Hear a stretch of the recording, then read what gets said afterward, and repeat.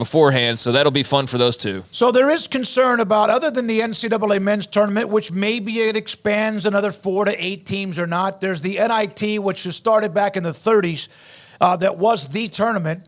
There's even been a preseason NIT.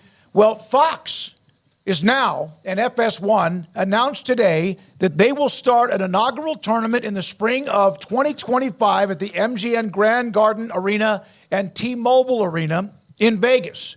It will be for those schools who do not get selected into the NCAA tournament, the Big Ten, Big 12, and the Big East, with additional at-large participants will be involved, including, you know how we talked about this with college football as far as, automatic qualifiers, that those conferences will have at least 2 teams involved in the tournament.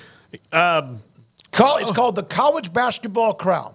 What did the NIT do to these people to deserve this? They got their championship game coming up tomorrow, by the way. I don't know how many people know that, but it's Seton Hall versus Indiana State. Yeah. And look, and maybe as just someone who's seen it firsthand, that the NIT can really help you build into the next season. Although now with the transfer portal, it's a little less of a guarantee that you've played well down the stretch, because you can be playing in the NIT and think man, if I can keep these guys together next year, maybe we can do something.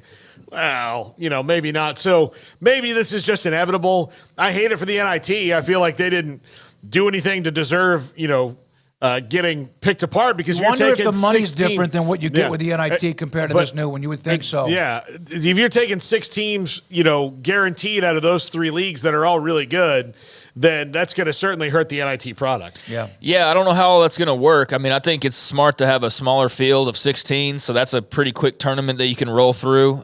You don't need a ton of teams when you're already selecting from, 68 and beyond, and then who knows what the NCAA tournament looks like here pretty soon. So you're not wanting to drag the bottom of the barrel, right? Because you're wanting to get people to tune in and be interested. So I think there's a sweet spot there where there's still plenty of worthy teams who are on that borderline. But what does this do to the NIT? I don't know. That's going to be very interesting. And this one, with the backing of Fox and the backing of some of the promotional partners that they have, obviously the partnership with the conferences themselves. I mean, they're partnered up with the Big 10, Big East, and Big 12.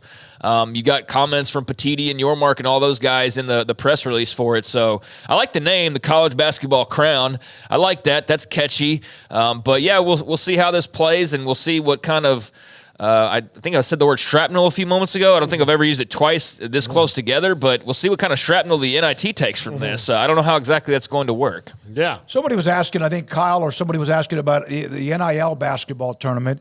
Baylor was a part of that. It was up in Detroit, right?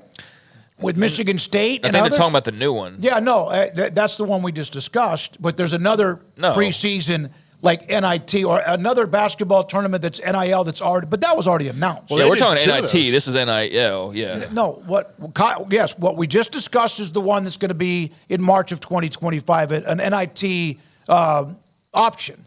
But there's already an NIL tournament that we discussed, I think, a few weeks back. I don't know all the details of it. Right, it starts next year. Yes, and then there's also, Baylor was a part of one that was an NIL tournament, I think, with Michigan State and others, because that's how Scott Drew has also been able to raise money with the NIL for his program. That South Dakota game. That's what I was going to say, the Pentagon game. That's what that is. Yeah, that's a straight-up NIL game, which I think we're probably heading for a time in college basketball where 30 to 40% of your non-conference games will be that. Yeah. Grayson Ganoush, what kind of crown is placed on the head of the 69th best team in the nation? is it cream-colored? I said it was catchy. I didn't say it made a lot of sense, but yes.